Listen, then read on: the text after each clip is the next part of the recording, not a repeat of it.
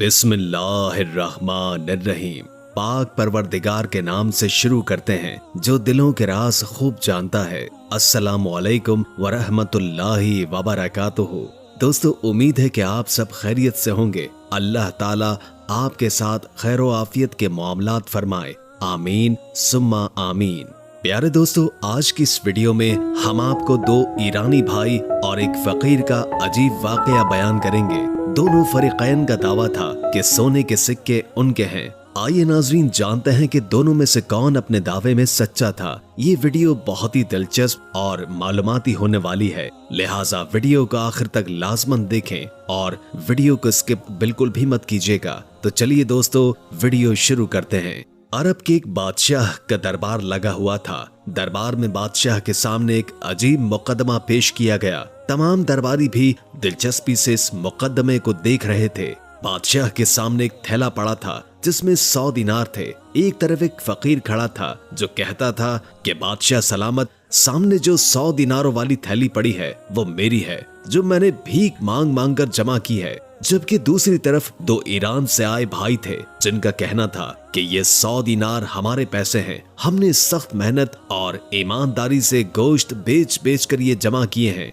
बादशाह ने दोनों की बात सुनी। इस शहर का बादशाह चूंकि बहुत ज्यादा दाना और अक्लमंद था, सो वो ऐसे ही कोई भी फैसले नहीं करता था। इसीलिए उसने दोनों फरीकैन से इस मामले में हकीकत दरियाफ्त की ताकि मुद्दे की जड़ तक पहुंचा जा सके। सबसे पहले फकीर ने बोलना शुरू किया और कहने लगा कि बादशाह सलामत, भला आंखों का अंधा कैसे दो नौजवान भले इंसानों को धोखा दे सकता है। ये तो मुझे लूटने चले थे, मेरे दिनारों को अपनी मलकियत कह रहे हैं। खुदारा मुझे इनके शर से बचाइए। ये सुनकर उन दोनों भाइयों में से एक ने कहा, नहीं हुजूर नहीं, ये फकीर झूठा है, अपनी माजूरी का नाजायज फायदा उठा रहा है। हम दोनों भाई भी इसी तरह इसके धोखे में फंस गए थे। ये दिनार हमारे हैं जो कि हम अपने साथ अपने शहर ले जा रहे थे। फिर उसने अपनी मुकम्मल दास्तान बयान करना शुरू कर दी। कहने लगा, जनाब, हम दोनों भाई ईरान में रहते हैं। हम दोनों भाइयों में बड़ा प्यार और इत्तेफाक है। हम मिलजुल कर काम करते हैं, लेकिन हमारे हालात बदस्तूर खराब होते जा रहे थे। कपड़ों का कारोबार अच्छा था जो देखते ही देखते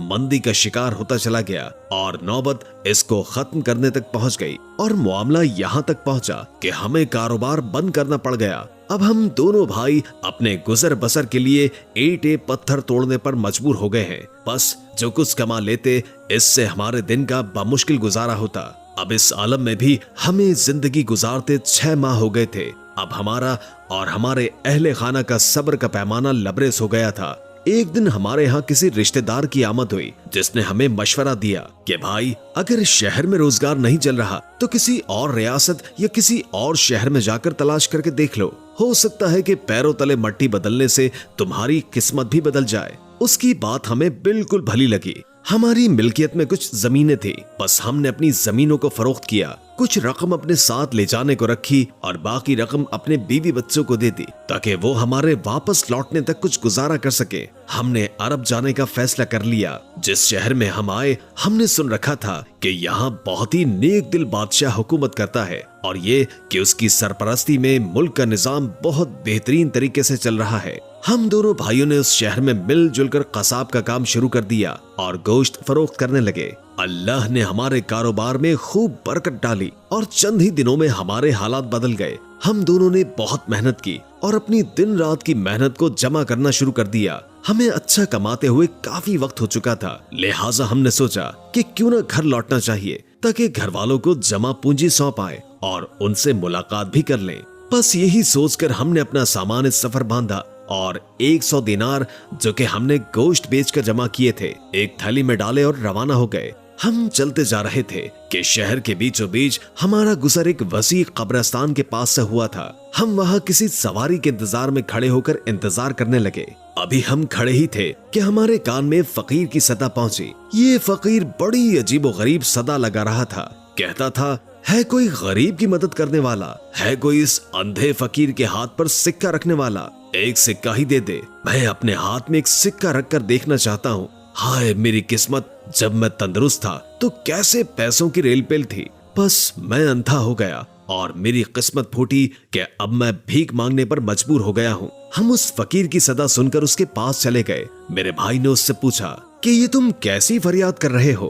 उसने हमें कहा कि मैं क्या बताऊं कि जब से मैं अंधा हुआ हूँ मैं सिक्कों को देख तो सकता नहीं, छूने को भी तरस गया हूँ। काश कोई मेरी हथेली पर एक सिक्का रख दे। ये सुनकर मेरे भाई ने हंसते हुए उससे कहा, लो तुम अपने हाथ पर एक सिक्का रखकर देखना चाहते हो ना, मैं तुम्हारे हाथ पर पूरे 100 दिनार रख देता हूँ, तुम सिक्कों को छू कर देख लो। ये कहकर मेरे भाई ने उसके हाथ पर दिनारों से भरी थैली रख दी। उस फकीर ने उस थैली को खोलकर सिक्कों को हाथ में लेना शुरू कर दिया। चंद लम्हे इस अमल में मशगूल रहा। इतने में हमारी सवारी आ गई। हमने जाने से पहले जब उससे अपने दिनारों की थैली मांगी तो उसने कहा, कौन से दिनार? ये तो मेरे हैं। तुम खामखा मुझ पर इल्जाम लगा रहे हो। तुम्हें एक अंधे को लूटते हुए शर्म नहीं आती? बस ये कहते कहते उसने शोर मचाना शुरू कर दिया।